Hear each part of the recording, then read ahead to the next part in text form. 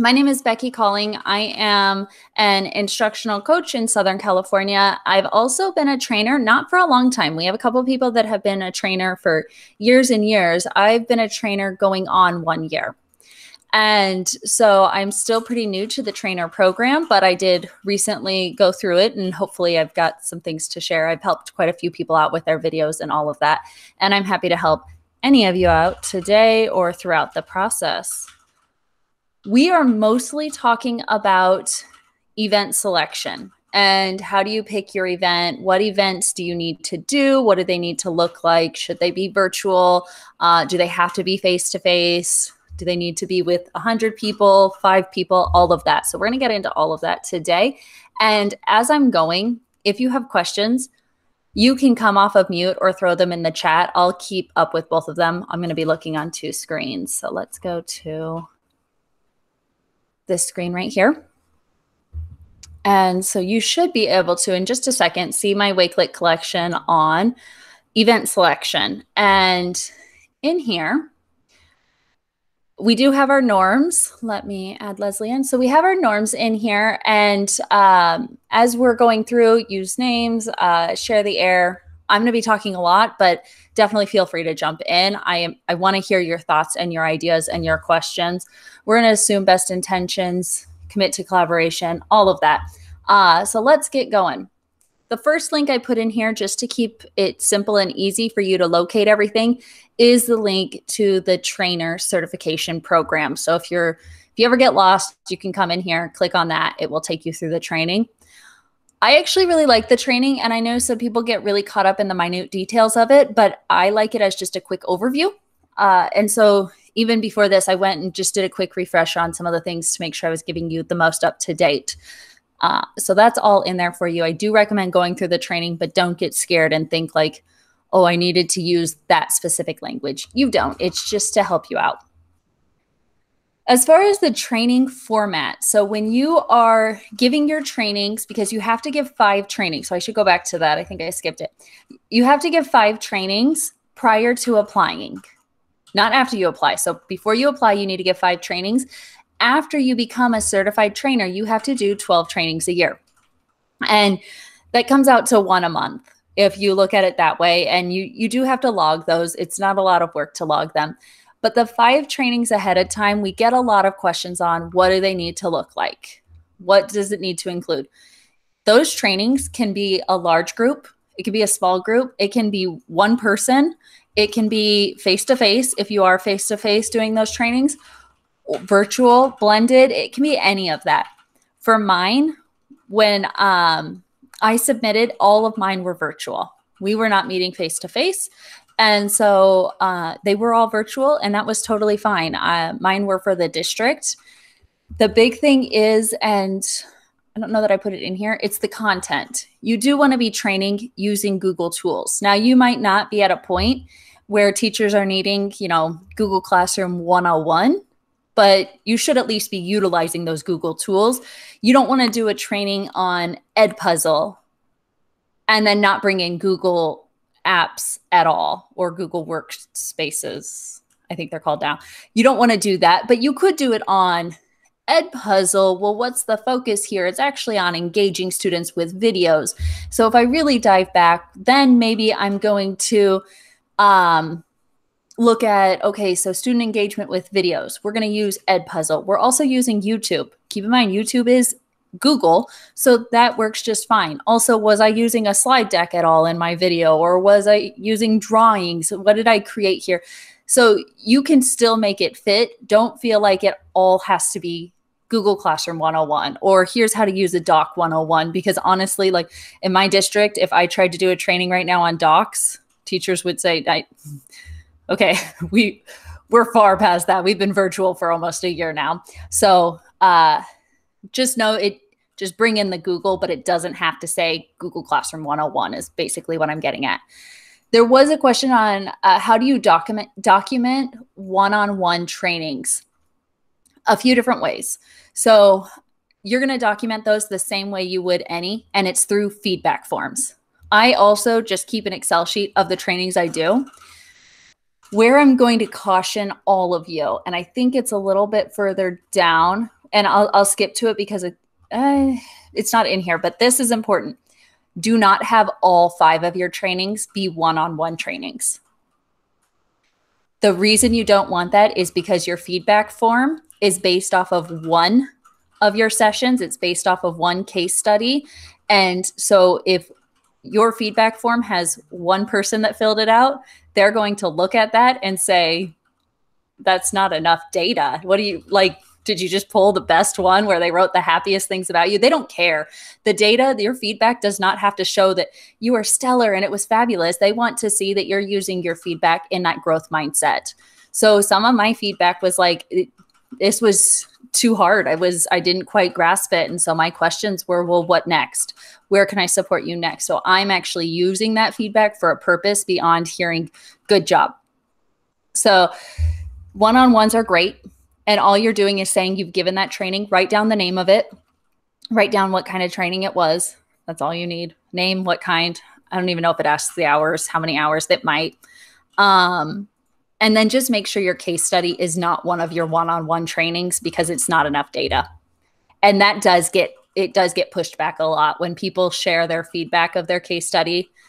That's one of the number one where Google says no. And if you do get told no, if your application is denied, don't stress it. It's usually like, here's what you need to fix. You fix it and resubmit. So don't be afraid of that. It's not like Innovator where you have to wait a whole year to apply again. As far as training materials, I was talking a little bit about this earlier, what you need to train on, and keep it real. What would you normally train on? What would you normally support on? One other thing, you don't have to, I guess one other thing, there's going to be a lot of things.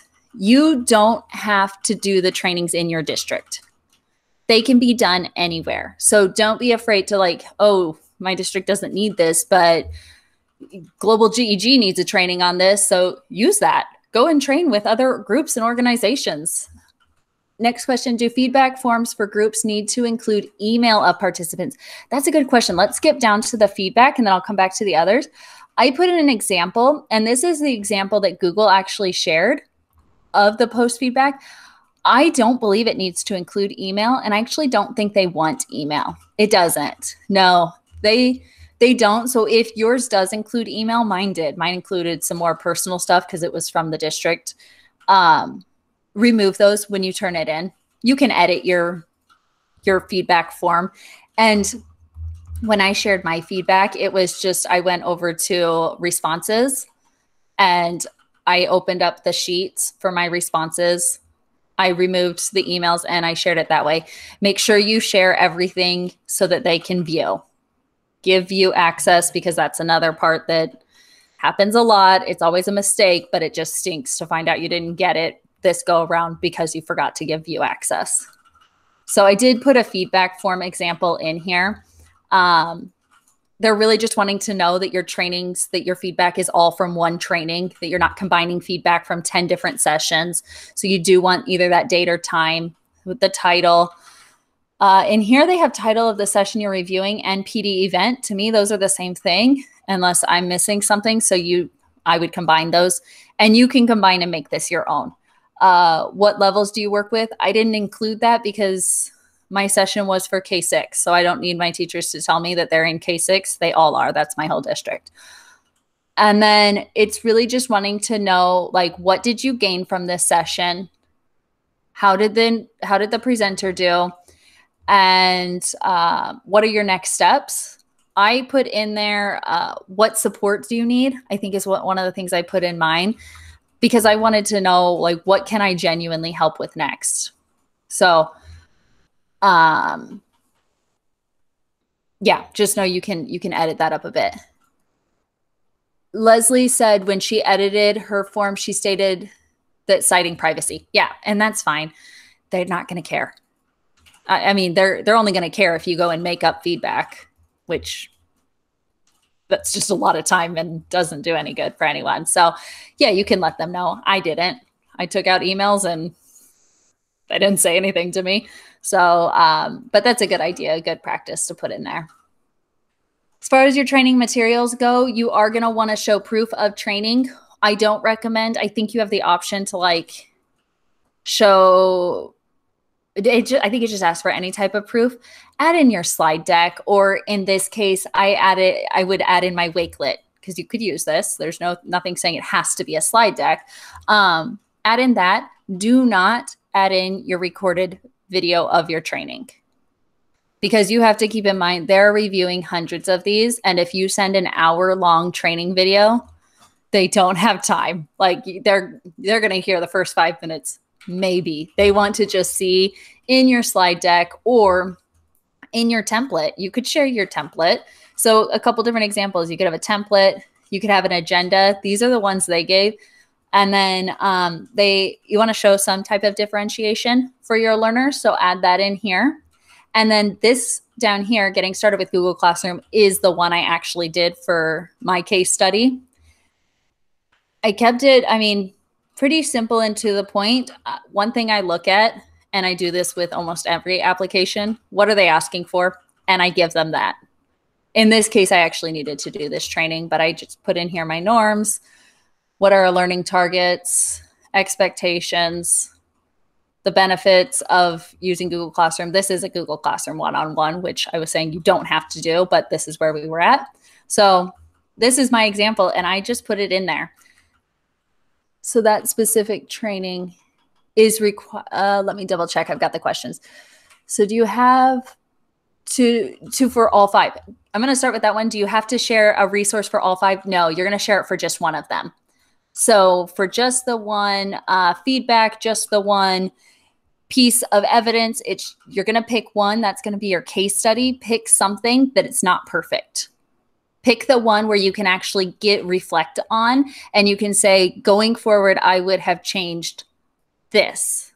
If you leave out that piece and it was just, this was perfect and life is great, you're not showing that growth mindset, and you're not showing that you're willing to take your trainings and your feedback and grow from them. That's what they want to see. So I put in there, I was pretty specific. Like, the reality was I did a training that wasn't differentiated enough. I assumed that teachers were already using XYZ tools, and some were. And some were very bored, and others were just lost and required a lot of one-on-one help. And that was my reality. And so be honest in your feedback, but it's only one. And then as far as, Paulino, can you explain just a little bit that specific training required? Is the getting started with Google Classroom training a required training, or is that just your example? That's just my example. Yeah, you don't have to do that at all. My teachers, if I tried to do that this year, would be so over it because they've had it. But no, you pick. Yeah. So I have a follow-up question about that, because you just mentioned, like, people know how to use Google Slides, people know how to use Google Classroom. Does the training have to be on that kind of thing, like getting it started and learn how to use, or could be something like 5 innovative use of Google Slides and 5 tricks that you don't know yet? Does it have to be getting it started and learn the basics, or could it be more presentation plus your questions? If, in all honesty, the latter of the two, the second one would be better. So if you're at that point, it's going to be where you are. When I submitted mine, my district was at level 1. They were like, show me this.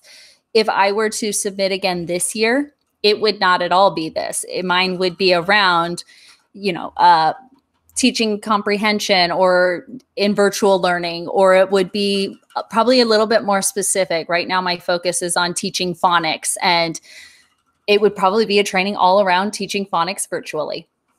And then I'm just going to pull in Google Tools. So it doesn't even have to say Google Classroom in the name, or Google Docs, or any of that.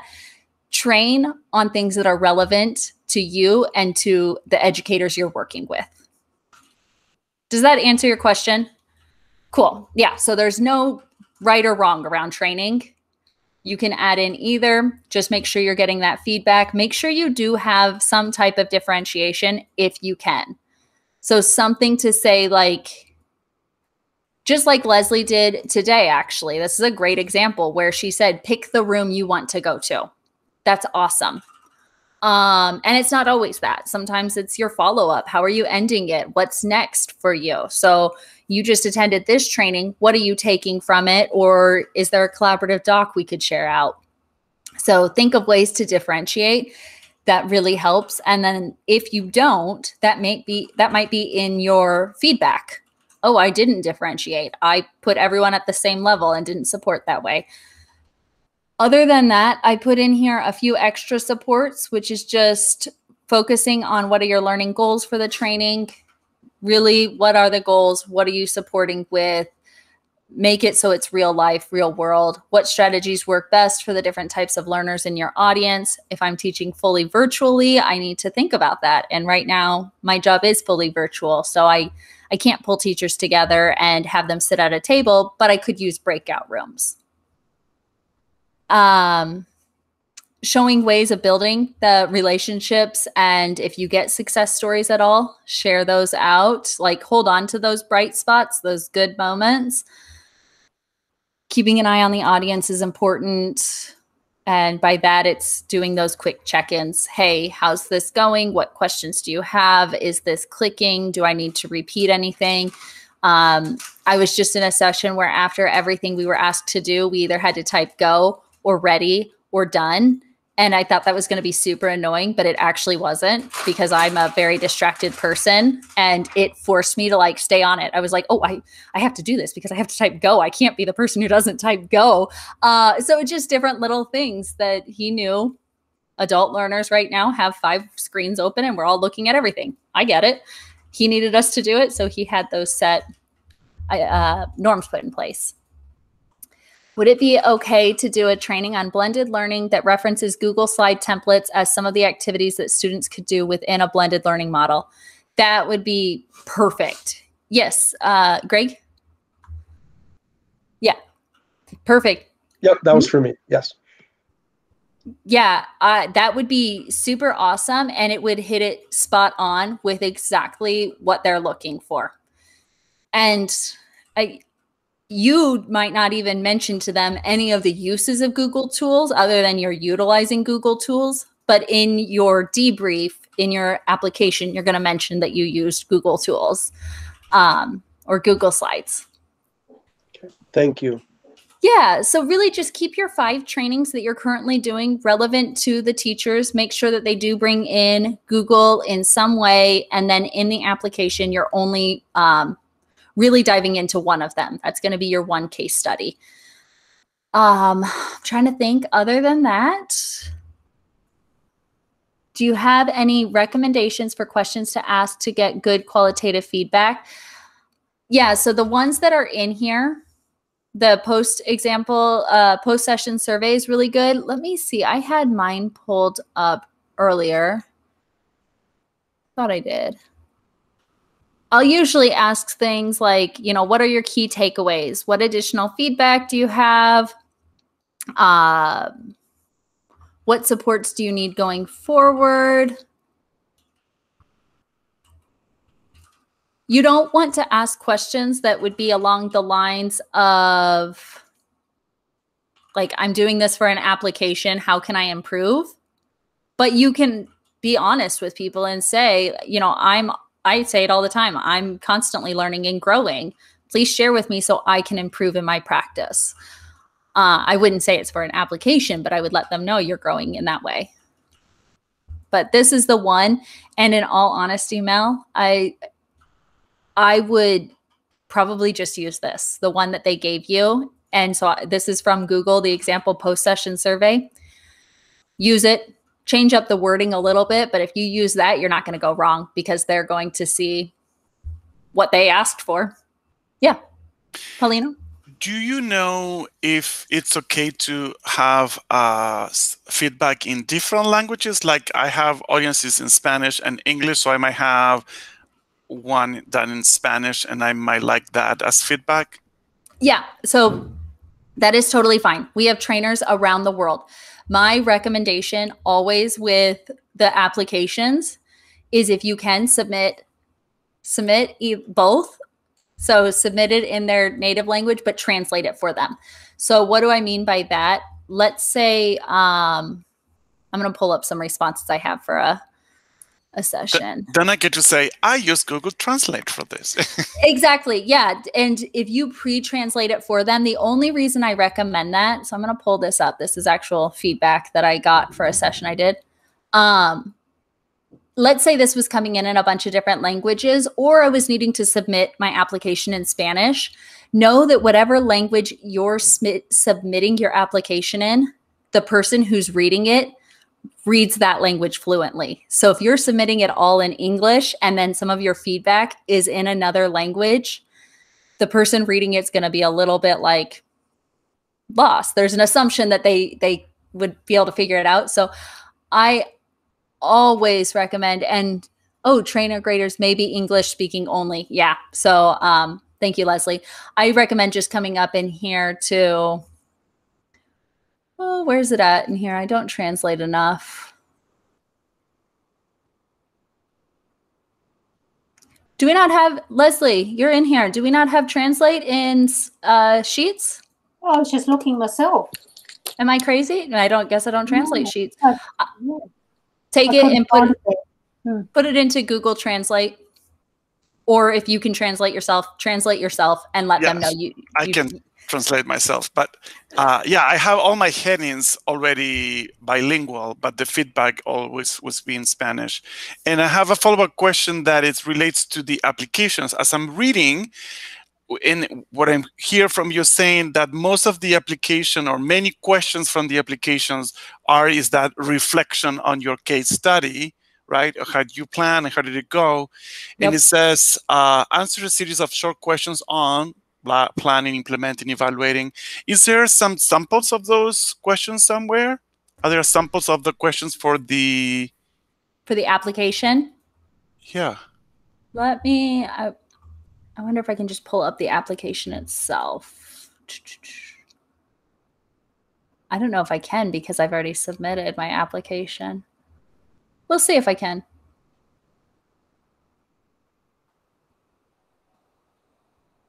If there's samples, is mine going wonky? So Mel's just popped a question in there. I have questions. So Mel, is this on what? No. I meant no, I meant that I have those questions for the application. But I mean, like, if you started your application, you should be able to see like what they're asking for. They have like the set of the questions there. So the things that you have to answer for like the case study or for like this section. But if you've only just started, like if you've only just gone to the training center, you haven't started this part yet, then you wouldn't be able to see them. But I have a copy of the questions. Perfect. Yeah, okay. But it's like this. It's like what you have right there. It's like, yep. Basically, like that's it anyway. Yeah. So this was my application right here. So it was, Mel, if you have yours, has this changed? Please describe the single training for your case study. How did you demonstrate how you use the tool? How did you show attendees effective and efficient ways of integrating this tool into the classroom? So in the case where it's like that side, you would just pull in, we utilize Google tools. Our focus was on this, and here's how we utilize this tool or that tool.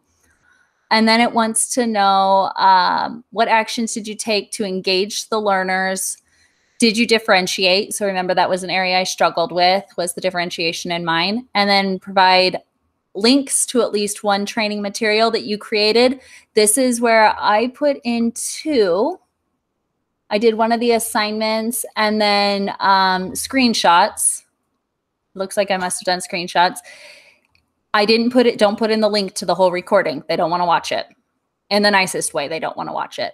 And then feedback that you've received. So this is where I put in my feedback. This is where you could put in the feedback of, some responses in Spanish, and then you could translate and put it all in English too. And then after reviewing the feedback from the attendees of the training, how would you improve the training? What would you have done differently? I wonder if I can, well, there's a lot of information in here. Let me screenshot this and add this to, I'm just making sure I'm not like giving you my address and such. Here we go. I'm going to screenshot the case study and I'll add it to the Wakelet. So you have that access to that. Let me do that for you because that might help. And just to see edit.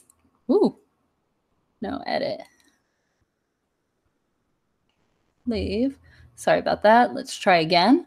For me, it's sometimes helpful to see something that's already been done. Oh, is it going weird? Yeah, here we go. Case study after reviewing. And then I had my trainer video. You can watch that. It's not great. Let's save that. Save. Let me come into the Wakelet. Welcome, Victor. I will share this Wakelet with you too, but I'm going to add in quickly just my responses from the application so you can kind of see the questions ahead of time and some possible responses. And I'm not saying mine are perfect, but they worked. They got the job done. I would probably change a lot of things now after going through all of this, but it works, so I'm not going to beat myself up over it. And let me add text. Becky's application example questions. There we go. Oh, that's hard to read. Let me know if you can't read that. I think you can make it larger though once it's in there. So now, let me copy this and put it in here, and you can check out my responses. You're welcome to give me feedback on my responses too. But like I said, it got the job done. If it is too small, you can hopefully zoom in. Sometimes it's wonky. Well, I might have to play with that a bit and put it in, save it in my drive and add it that way. So that way you can see it larger because that's tiny, isn't it? But I'll get that in there for you. Works for me. Thank you so much. You're welcome. Yeah, so I'll add that. Any other questions? So I copy pasted that first thing in there, and then I realized you were doing the thing. But I do have a question. I don't know if it's really specific to selecting events, but there is that requirement for doing 12 trainings a year, and you have to explain your goals and stuff to meet or exceed that expectation basically. And I mean, for me, I've spoken to my head of technology, for example, asking about training, doing training and stuff, and she's not very receptive to that idea. So I'm not sure what I do there, or do you have suggestions for how I try to show that I can still do 12 trainings a year, even though it might not be with my school's approval? Yeah, that's a great question. First off, it doesn't have to be with your school. And when you go and fill it out in the once you become a trainer, you have to show proof of the 12. You just have to put the name of the training, how many people, where it was, if it was virtual or not, and then what your focus was. That's it. It's actually quite simple. And so you could do those trainings anywhere. Mel, I know today you were doing a session with GlobalGEG. That would count. You could go to your local GEG and say, hey, could I do a session? You could go to a group of teachers or one teacher. It does not have to be certified trainings through your district.